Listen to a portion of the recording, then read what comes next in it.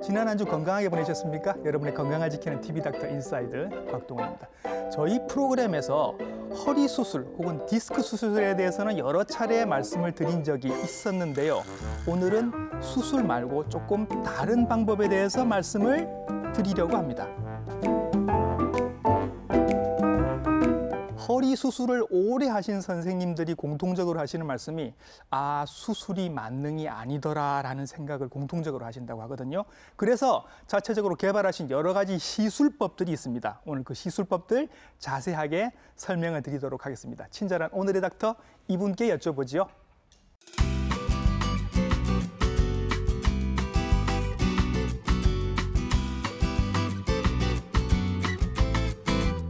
네, 스튜디오에 모셨습니다. 정형외과 전문의 김문찬 선생님이십니다. 선생님 안녕하십니까? 네, 반갑습니다. 흉내라병원 척추센터의 김문찬입니다. 네, 선생님은 척추 치료를 전문으로 하고 계시는 선생님이십니다. 제가 보기에도 허리 아프신 분들, 요통 앓으시는 분들이 감기 환자만큼이나 흔한데 그러면 이게 대체로는 그냥 며칠 지나면 낫는 요통들이 많지 않습니까? 네, 맞습니다. 그거랑 정말 문제가 되는 요통이랑은 어떻게 구별을 하면 좋을까요? 일반적으로 우리가 이제 허리 통증이 오시는 분들 상당히 많이 있습니다. 그렇다고 해서 다 병원에 가실 필요는 없고요.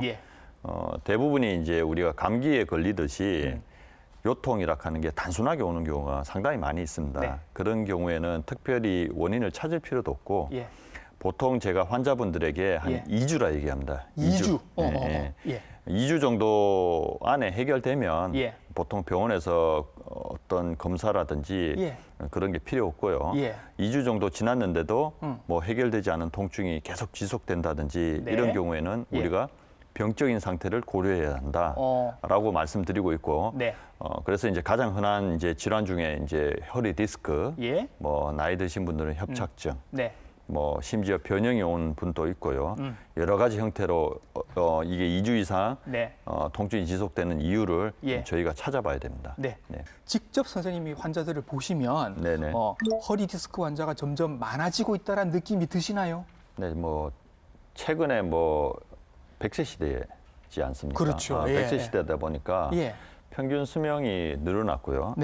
그러다 보니까 우리 몸의 척추 관절의 어떤 퇴행성 질환 중에서 대표적으로 디스크나 협착증이 점점 증가하고 있고, 그다음에 이제 젊은 분들조차도 앉아서 이제 컴퓨터를 한다든지 앉아서 지내는 시간들이 많이 있습니다. 업 자체도 그렇고요.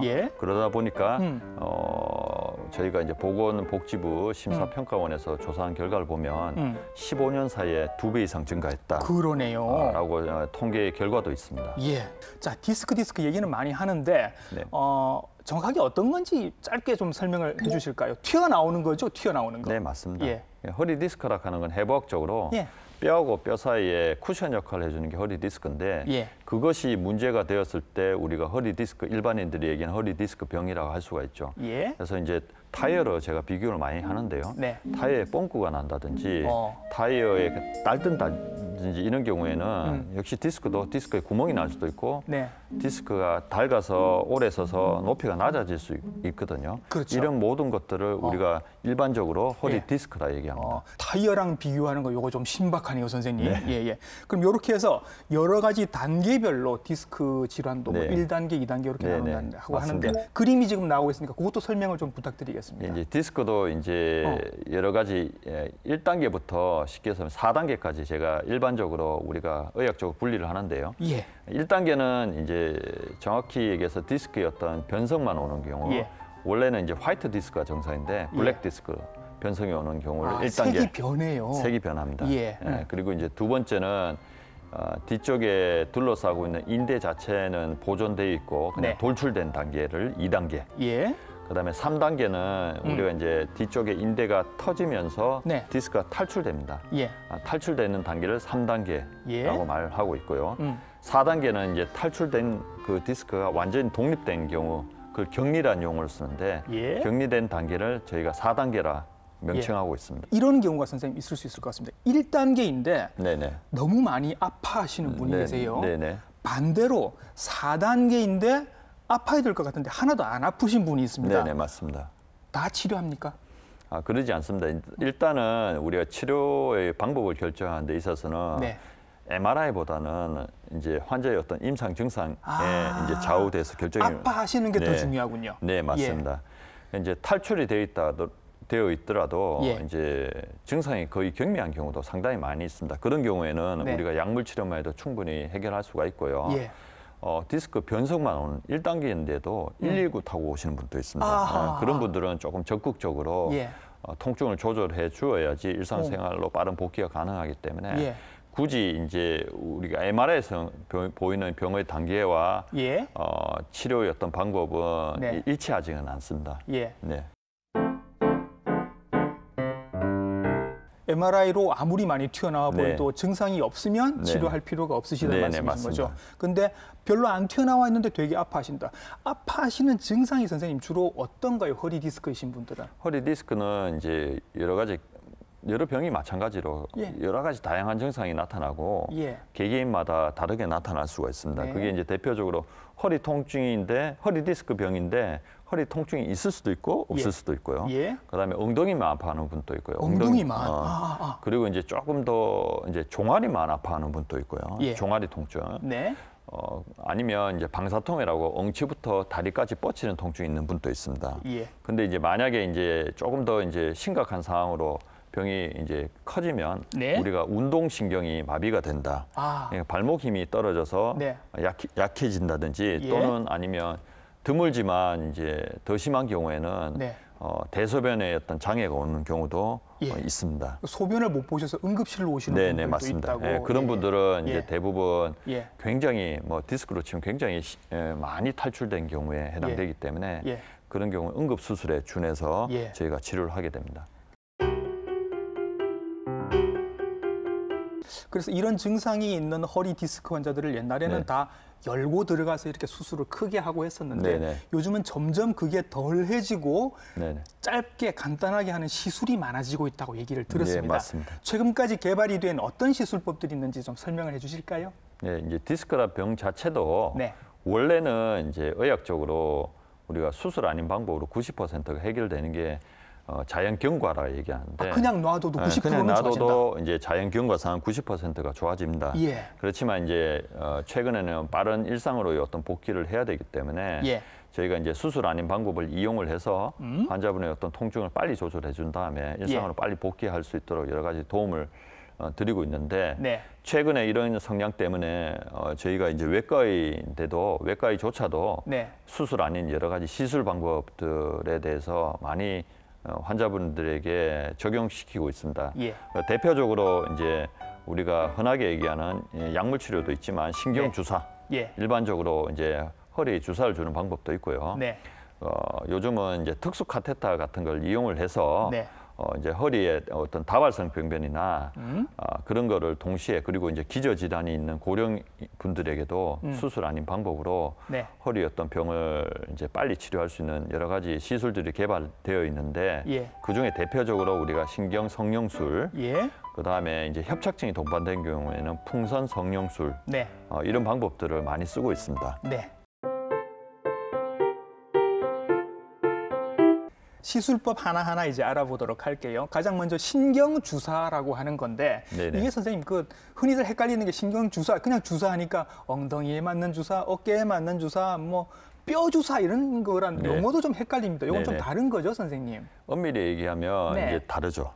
다르지만 이제 일반인들이 얘기하는 그 의미는 똑같다라고 할 수가 있습니다. 예전에 어르신들이 뼈 주사 맞으러 간다는 용어를 많이 썼거든요. 근데 실제로 그것이 이제 의학적으로는 신경주사인데 일반인들이 인지하기에는 뼈주사나 신경주사는 같은 개념으로 쓰고 있고요. 의학적으로 전문가 입장에서 봐서는 이제 뼈주사랑 신경주사는 확연히 다릅니다. 확연히 다른 그 신경주사 이제 한번 보도록 할까요?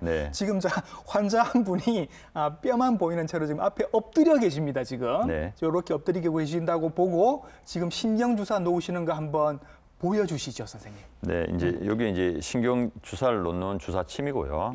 주사침을 이제 병변이 있는 곳으로 이렇게 접근을 합니다. 영상 장치를 보면서 이렇게 접근해서 문제되는 신경에다가 약제를 이렇게 이제 투여하고 나오면 이제 신경 주사는 마무리가 되는 겁니다. 바늘이 한 10cm 정도는 되는 것 같고, 한 10cm 정도 나오면 되죠. 요거를 이제 어떤 영상 장치를 보면서 정확한 위치에까지 찔러 넣어서 주사를 통해서 방금 어떤 약물들 주입하죠. 그 약물들이 뭔지가 궁금합니다. 일반적으로 우리가 이제 감기약을 먹으면 소염제나 일반적으로 콧물약 이런 것들이 들어가는 거와 똑같습니다. 그래서 이제 일반적으로 우리가 먹는 약, 허리 디스크의 약이 소염제나 뭐 일부 진통제 같은 게 포함되는데 여기에 약들은 이제 세계적으로 이제 스테로이드의 어떤 소량 강한 소염제죠. 그다음에 이제 보통 국소 마취제, 그다음에 유착 방지제, 그다음에 생리 식염수 등이 보통 이제 혼합해서 일반적으로 들어가게 됩니다. 염증을 삭히기 위해서 스테로이드가 들어가고 통증을 감하기 위해서 마취제 같은 게 들어가는 거고 유착이 아무래도 이렇게 엉켜 있을 테니까 그걸 풀어주는 유착 방지제가 이렇게 같이 들어가는 것 같습니다. 그러면 요걸 한번 이렇게 맞으면 효과가 얼마나 갈까요? 그거는 이제 환자분들의 어떤 병의 경증에 따라서 틀립니다.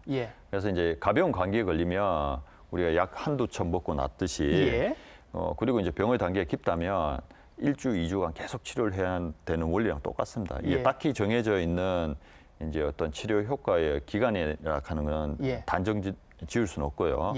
환자분이 허리 디스크가 굉장히 심한 경우에는 3회, 4회, 뭐 5회, 6회까지도 일주일 간격으로 일정 간격으로 줄 수가 있습니다.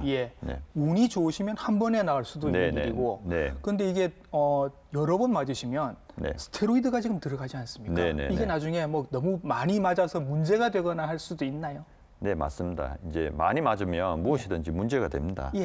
그렇지만 이제 보통은 이제 주치의가 이제 적절하게 일주일 단위로 간격을 두고 적당하게 쓴다면 통상적으로 문제되지는 않고요. 문제되는 경우 환자분들의 대부분의 어떤 특징들이 닥터 쇼핑을 합니다.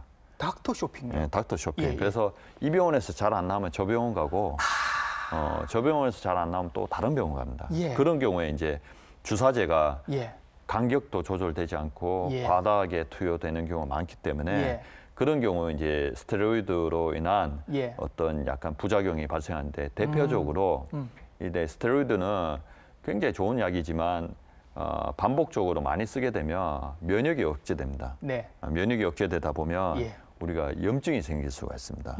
너무 많이 맞으면 쉽게 설명해서 염증이 생기면 굉장히 허리 디스크의 치료 기간이 상당히 길어질 수가 있습니다. 그러면 이런 걸 막기 위해서라도 한 병원에서 지속적으로 관리를 받으시는 게 좋겠군요. 그렇죠? 맞습니다.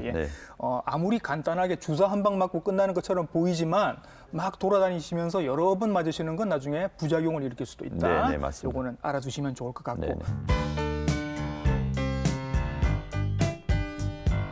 신경 성형술이라는 게 있습니다, 선생님. 맞습니다. 뭐 쌍꺼풀 보조개 만드는 게 아닙니다. 신경을 어떻게 성형을 하시는지 한번 볼게요, 선생님. 이제 신경 성형술은 이제 여러 가지 이제 최근에 척추 외과에조차도 허리 디스크를 어떻게 하면 수술 아닌 방법으로 해결해 보려는 노력을 하다 보니까 이런 이제 특수 카테터를 이용을 해서 카테터라고 하는 게 지금 나옵니다. 이런 거죠. 이제 특수 카테터를 이용을 해서 이제 환자분의 어떤 디스크 병을 조금 더 적극적으로 치료하는 방법입니다.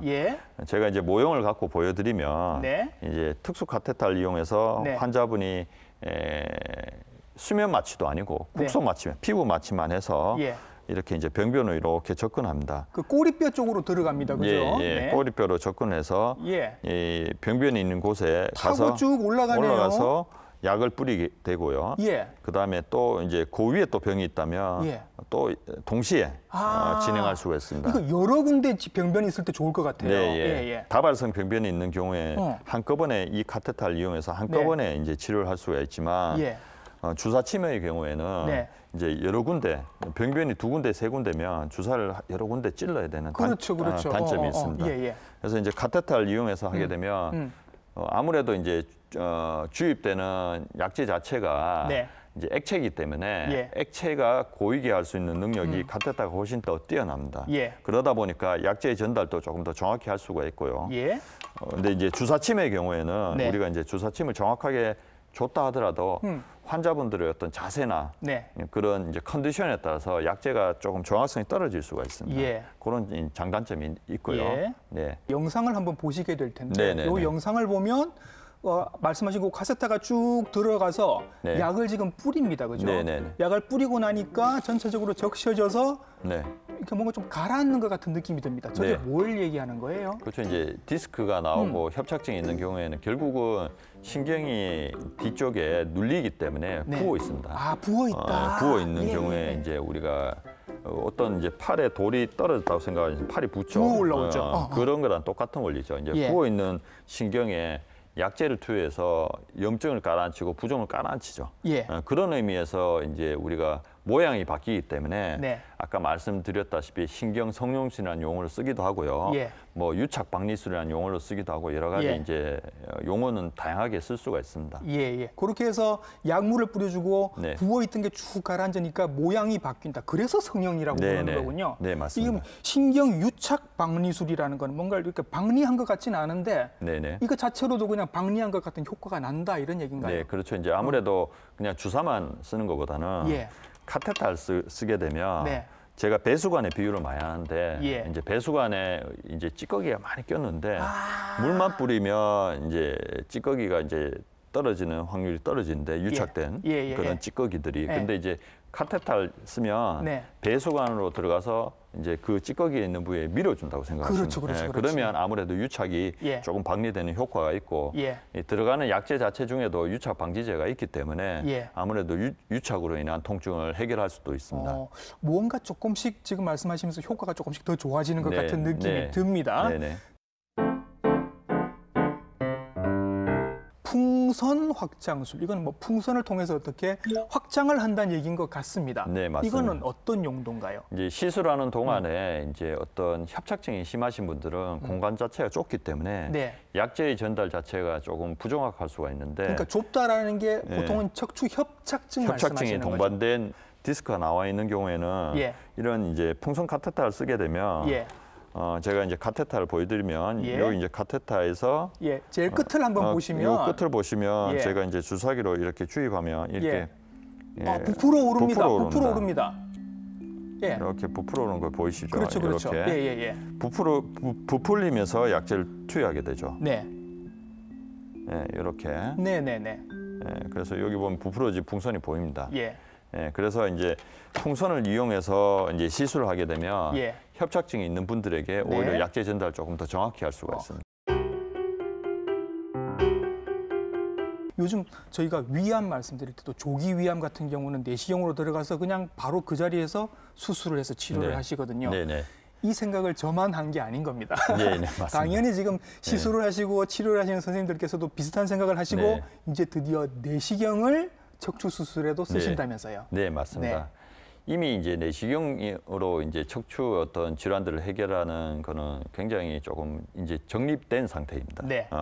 우리가 쉽게 설명해서 대장 내시경을 통해서 대장 용종을 떼듯이 이제 디스크가 탈출된 거를 우리가 이제 지금까지 설명했는 주사나 시술 같은 정말 칼을 대지 않고 해결했던 이제 그런 통증으로 해결도 대부분 되지만 일부에서는 이제 해결되지 않은 통증으로 계속 통증이 불편해하는 분이 있습니다. 그런 경우에 이제 직접적으로 내시경을 보면서 용종을 떼듯이 탈출된 디스크를 제거하는 엄밀히 얘기하면 수술입니다.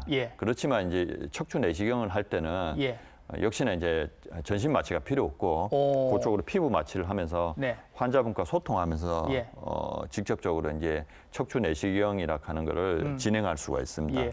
영상을 하나 보시게 될 텐데 지금 영상을 보시면 이제 좁은 내시경 구멍을 통해서 이렇게 쭉 들어가서 집게 같은 게 지금 나옵니다, 그죠? 집게가 나와서 뭔가를 뜯어내고 있습니다. 저게 뭘 뜯어내고 있는 거예요? 저기 이제 화면에서 보시다시피 이제 저기 파랗게 염색된 부분이 보입니다. 그거는 이제 변성된 디스크, 문제가 되는 디스크이기 때문에 이게 결국 우리가 수술 아닌 방법, 주사나 시술을 하더라도 해결이 안 되기 때문에 척추 내시경을 통해서 직접적으로 병변을 보면서 제가는 일종의 이제 이거는 수술이죠. 엄밀히 얘기하면 수술에 해당되는 거고 화면에 보시다시피 문제되는 디스크를 직접적으로 제거한다는 개념입니다. 네. 지금까지는 그냥 들어가서 정확하게 들어가서 약을 뿌리고 나오는 정도였는데 네네. 이제는 뜯어내는 게 가능해졌다. 네네. 이건 사실상 수술인데 전신 마취를 안 합니다. 네네. 거의 시술에 준해서 해도 환자분들이 와서 국소 마취만 해서 그다음에 이런 이제 척추 내시경 한 이후 한 4시간 내지 6시간 됐다 바로 보행이 가능합니다. 그래요? 네네. 정말 안전하기도 하고 네네. 간편하기도 한 방법인데 선생님 건강보험 적용이 됩니까? 척추 내시경은 이제 건강보험 적용이 됩니다.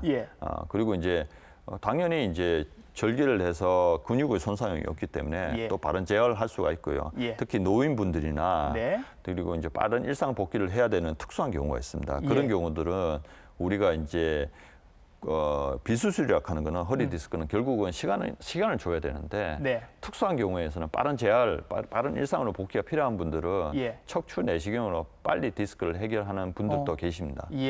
뭘 하건 간에 일단 시술이니까 여러 번 받아도 되지 않을까라는 생각과 네네. 이것도 여러 번 받으면 나중에 후유증이 생기지 않을까라는 걱정이 교차를 합니다. 네네. 괜찮습니까, 선생님? 이제 그것 또한 이제 닥터 쇼핑을 하지 마시고 한 명의 주치의랑 상의한다라면 특별한 문제는 안 생기고요. 보통은 저도 개인적으로 시술을 1년에 2번 하시는 분들은 많지는 않습니다.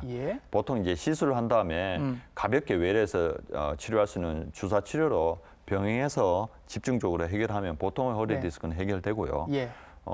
그렇지만 너무 해결이 안 되는 경우에는 이제 척추 내시경을 하는 경우도 있지만 대부분은 이제 어쨌든 시술을 2번, 3번 하는 분보다는 시술과 주사 치료를 병행해서 치료하는 경우가 대부분이고 그걸 과다하게 이제 사용하지 않으려면 한 명의 주치의에게 맡기시면 대부분 문제가 안 생길 겁니다. 그렇게 이제 지속적으로 좀 시스테믹하게 관리를 받으시면 별 문제는 없을 것 같습니다. 욕심 내시는 분들도 계실 것 같아서 자 선생님 오늘 주사 맞고 지금 허리가 쫙 펴졌어요 갑자기 이제 저 축구하러 가도 돼요 이럴 수도 있잖아요 선생님. 맞습니다. 이게 시술을 받고 그 뒤에 관리하는 것들도 뭔가 중요한 게 있을 것 같아요. 그렇습니다. 이제 허리병이라 하는 거는 우리가 이제 한번 디스크에 손상이 오게 되면 관리를 하지 않으면 또 재발하게 됩니다. 그래서 이제 환자분들에게 얘기하는 것 중에 하나가 이제 뭐 운동으로서 자꾸 해결하려고 하시는데 그것보다 더 중요한 거는 우리가 나쁜 자세 그리고 이제 나쁜 운동, 독이 되는 운동들이 있습니다. 한번 디스크로 인해서 고생이 있었던 분들은 운동도 가려서 해야 됩니다. 그러지 않으면 또다시 이제 디스크로 인해서 손상으로 인해서 재발하게 되면 이게 이제 운동 능력 자체도 계속 떨어지게 되고 회복 기간도 상당히 길어지게 됩니다. 그래서 결국은 요통으로 인해서 이제 한번 고생했던 분들은 방금 얘기했다시피 축구 같은 격한 운동보다는 운동의 강도를 천천히 가려서 운동을 하라고 제가 권유하고 있습니다.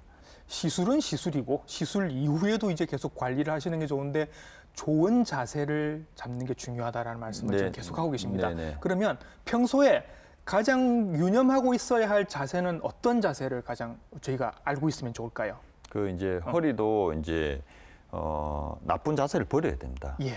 이제 쉽게 설명해서 나쁜 자세라고 하는 거는 우리가 이제 목에서도 일자목처럼 이 거북이 목처럼 허리도 마찬가지로 이제 일자 허리는 별로 안 좋습니다.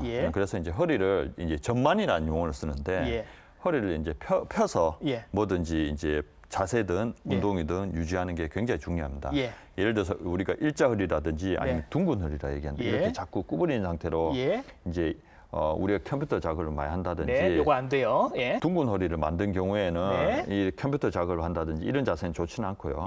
우리가 이제 이런 꼿꼿한 자세를 C자를 유지를 할 수 있도록 하는 게 중요합니다. 이게 만약에 장시간 하는 경우에 좀 뭐냐면 불편해할 수도 있기 때문에 이런 경우에 이제 베개 같은 걸 받쳐서 전만을 유지한 채로 이제 업무를 본다든지 운동을 하는 경우에도 마찬가지입니다. 예를 들어서 우리가 이제 데드리프트라는 거 헬스장에서 많이 하지 않습니까? 근데 데드리프트 해서 굉장히 많이 다쳐 들어오십니다. 그래요? 근데 이제 역기를 들 때 보면 이 자세를 제가 서서 한번 보여드리면 데드리프트를 할 때 서서 다쳐서 오는 분들 특징이 뭐냐면 이래 둥근 허리를 합니다. 둥근 허리를 해서 이게 안 되는 거지. 역기를 들 때 그러면서 다쳐서 오는 경우가 상당히 많이 있습니다. 그렇죠. 그래서 이제 항상 이제 허리를 이제 전만을 유지한 채로 데드리프트를 할 때도 이제 역기를 들 때도 그렇죠. 이런 자세를 유지한 채로 이제 이렇게 데드리프트를 해야지.